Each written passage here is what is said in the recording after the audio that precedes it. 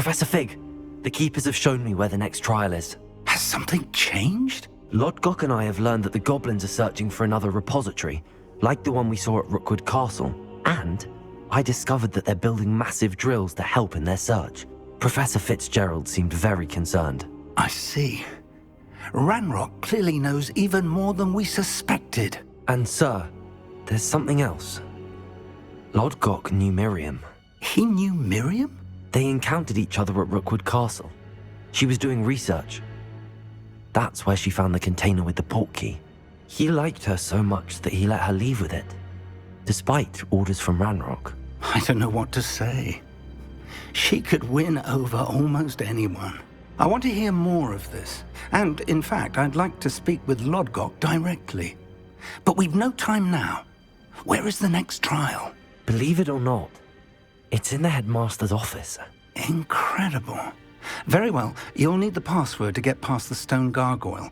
The headmaster's house elf will know it. I don't know the headmaster's house elf. Will he even speak to me? I imagine he's loyal to the headmaster. He is. So you'll need a disguise. I have just the thing. A polyjuice potion. You'll look and sound like Professor Black. Wait, doesn't polyjuice potion require a bit of the person you want to change into? And take ages to brew? It does. So how do you already have polyjuice potion to change into Professor Black? One never knows when such a thing may come in handy. Let's just say I felt the need to be prepared for anything after my fruitless trip to the Ministry on his behalf. Now, time is of the essence. Drink up and I shall explain more.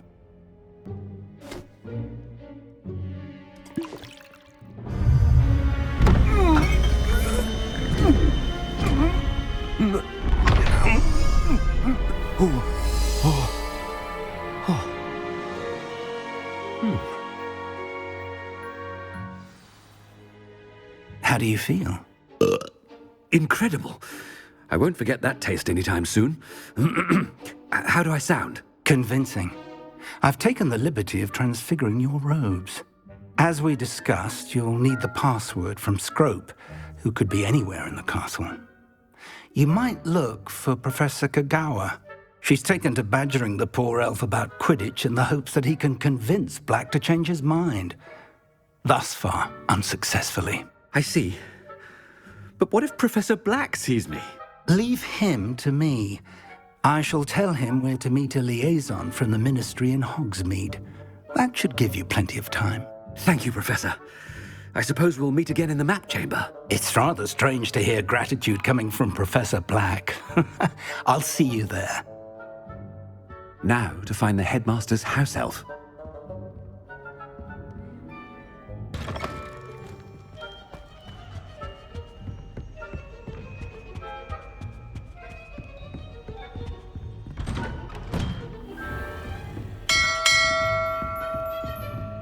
Do you have a moment, Professor? Professor, I was hoping to catch you.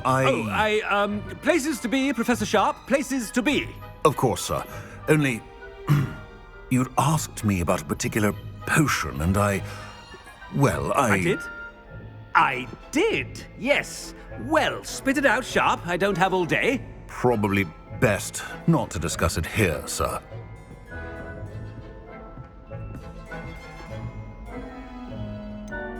Really? Why can't we talk about potions here? Seems fine to me. Very well. I've brewed the cure for boils you wanted. I can drop it by your office when it's convenient. Of course, yes. No need for all the cloak and dagger. Simply have a student deliver it. A student. Very well, sir, if you insist. I do. And thank you, Sharp. I just hope you've brewed enough for all my boils. Now, to determine which student gets this rather Stand proud, purebloods.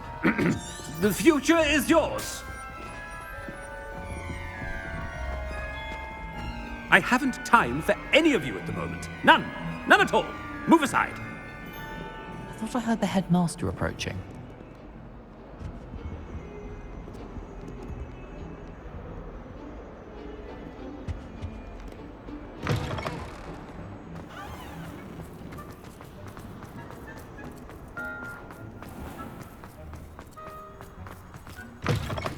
You call that a shine on those boots? Do better! Headmaster? Here, what could he want? I wonder almost daily why I accepted this appointment from the Professor, a word? Professor Black, again, it is not too late to reconsider your decision regarding Quidditch. We could still have trials and a somewhat shortened season. It would be better than none at all. But the injury, Madam Kogawa. Professor, more than one student has taken a bludger to the head on our pitch. I dare say it knocked some sense into them. And they're fine now. The fact that it happened to be a pureblood, well, that's no reason to... What nonsense! That you would trivialize the health of a student over a silly game. A silly game? You are quite impossible sometimes. Sir, I've a good mind to write to the Department of Magical Games and Sports at the Ministry about you.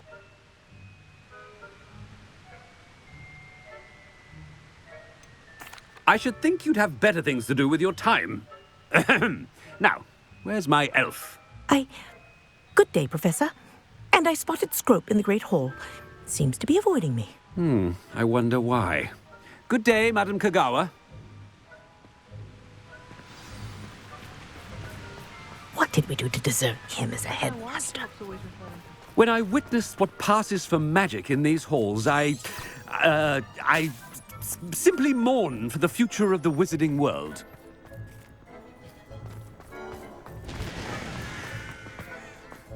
Oh no, it's the headmaster and he's coming this way.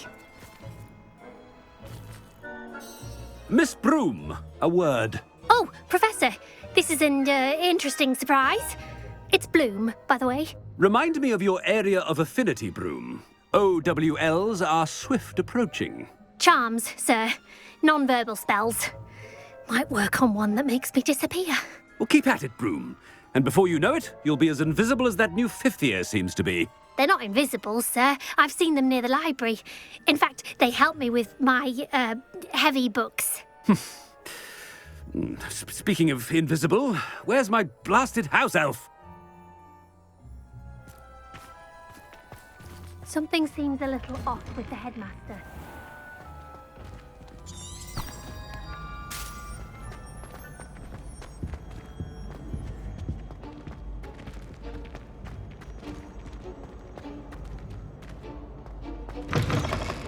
Chewing with your mouth open?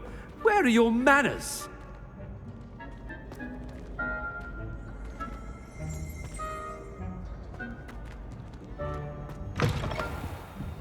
Professor, a word, please. Hello, Professor Black. Ah, Professor Weasley. How delightful to see you. Sir?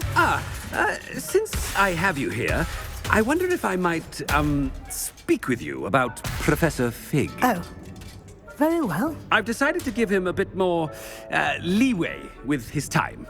Leeway, Professor? Are you sure that's wise? I confess I do worry for his students. He's rarely here as it is.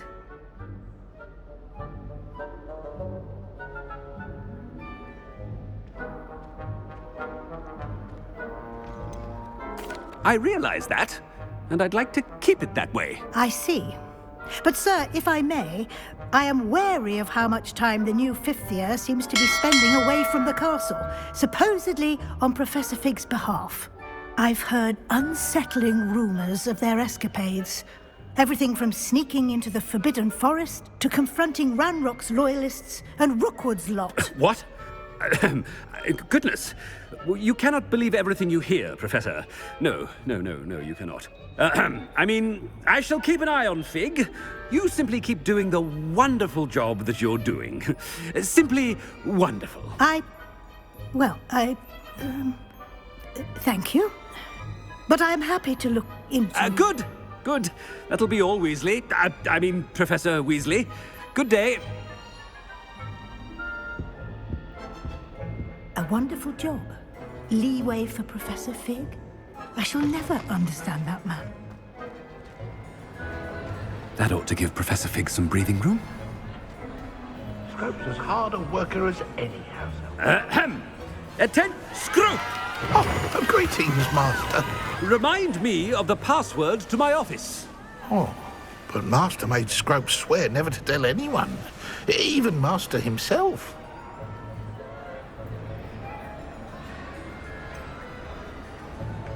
And now I'm telling you that you can tell me.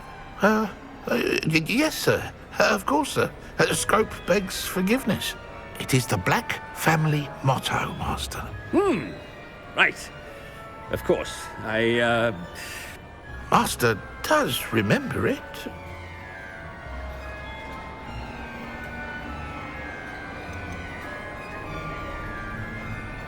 It's pure bloods forever, isn't it? Close, Master. Scrope thinks Master is indeed testing Scrope.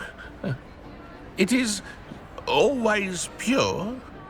Obviously. And, of course, as Master knows, in French.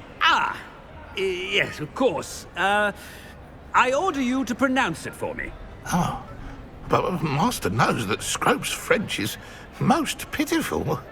Oh, very well. Toujours pur. Ha! Thank you. Never speak of this conversation. The polyjuice potion's wearing off. I best get out of sight.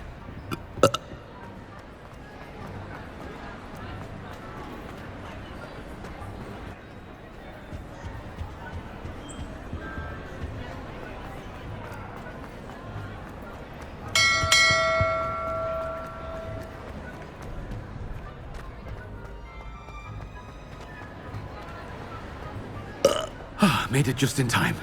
It's wearing off.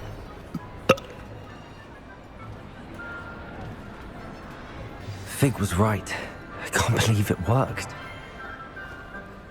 Now to speak the password to the gargoyle.